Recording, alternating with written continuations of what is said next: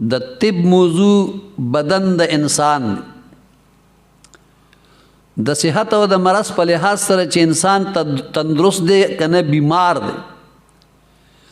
د بدن دغه حالتونه پیژندل دا د طب موضوع ده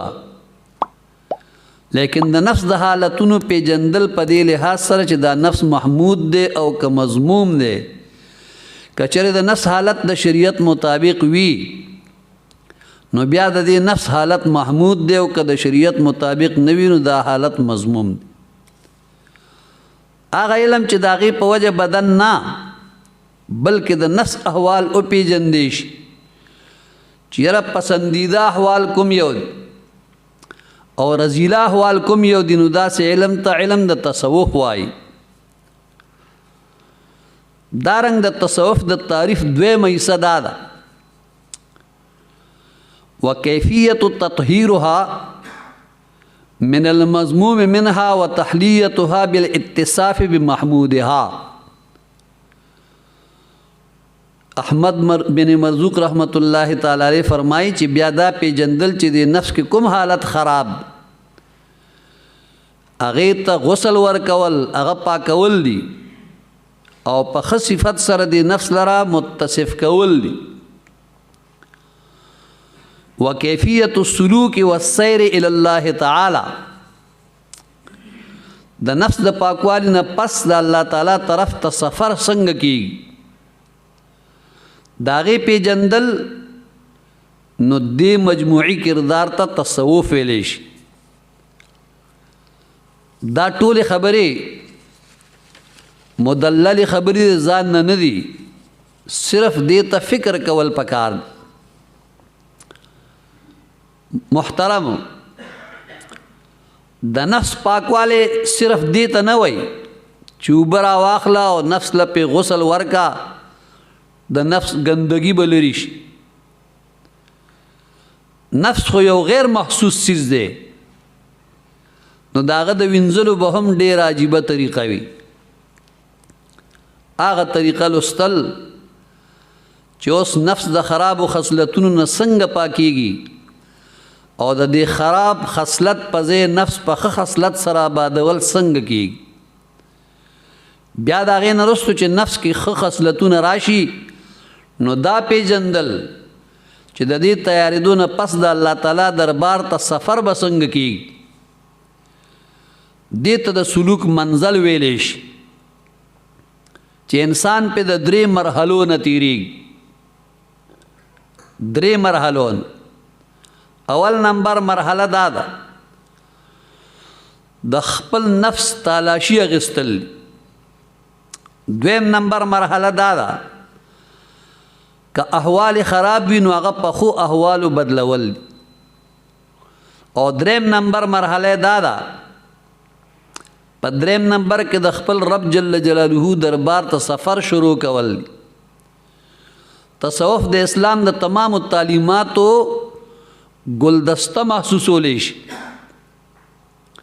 دا اول نه تر آخره پورې اسلام دا هغه څیز نوم دی چې کوم څیز سره انسان خپل ځان دومره صفا او سوتره کي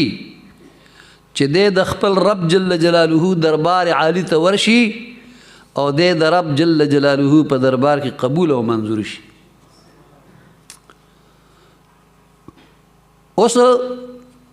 پدې کې اصلي نقطه چې دی نو هغه د تصوف ضرورت د تصوف دا لفظ چې دی دا په 2 صدۍ هجری کې متعارف شو نو د دې ضرورت ولې پیښ شو اوس د نبی کریم صلی الله علیه وسلم په دور کې د تصوف نه وی دا یو حقیقت دی چې د صحابه کرامو نه زیات صوفي بل څوک نشي کېدی اصلي صوفیه کرام خو هغوی وو لیکن هغه وخت کې لفظ د تصوف مروج نه و د تصوف د لفظ تعارف په 2 صدۍ هجری کې وشو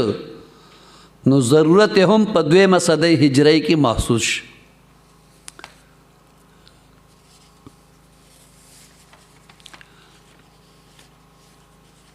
رسول الله صلی الله علیه و آله وسلم مبارک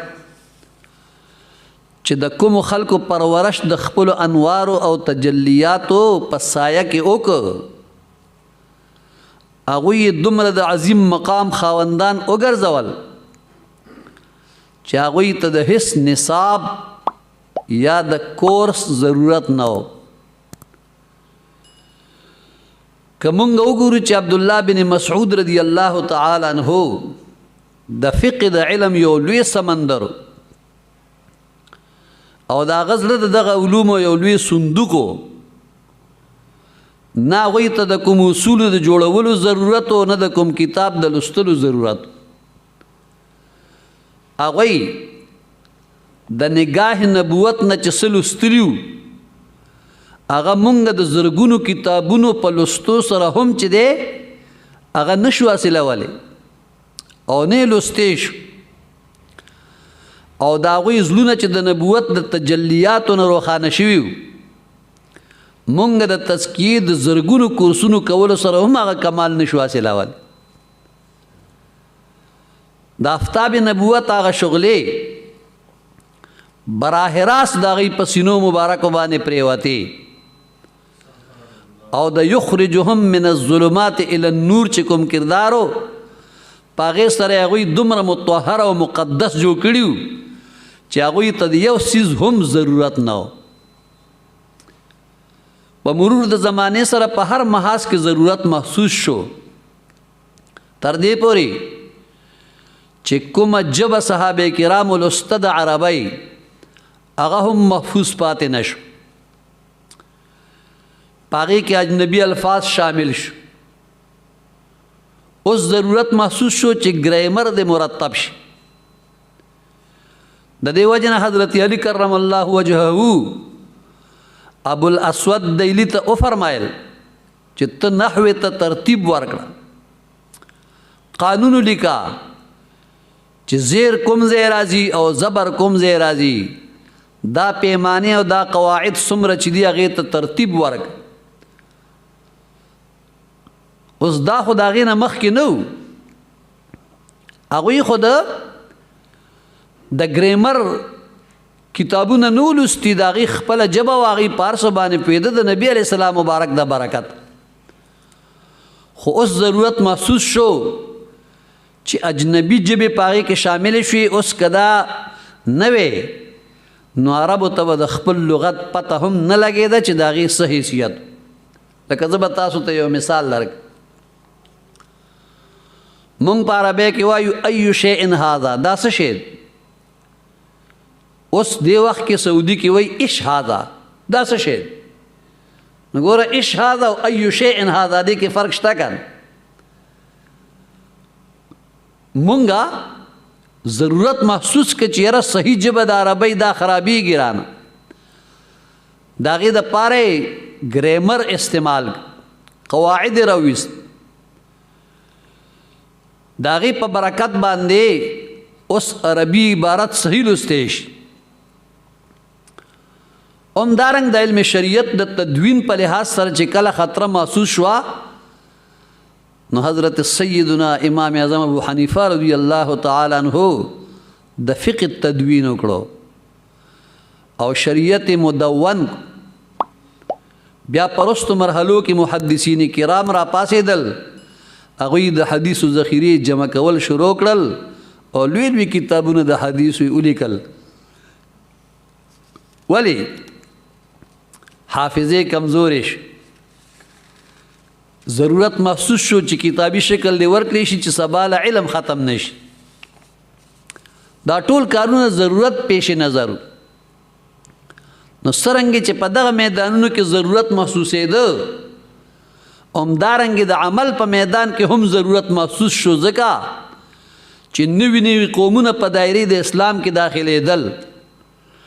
او د شیطان وسوسو روزانه د انسانانو د زړونو د ګنده کولو کوششونه کول. نو یو داسې شعبه جوړول ضروري و چې په هغې سره هغه کیفیت د عمل محفوظ شي کوم چې د محبوب علیه الصلاة والتسلیم سره د ناسو صحابه کرامو د عمل کیفیت محفوظ و. څرنګه چې د علم په لحاظ سره د پهرې ضرورت و چې زوړ علم نه محفوظ شي او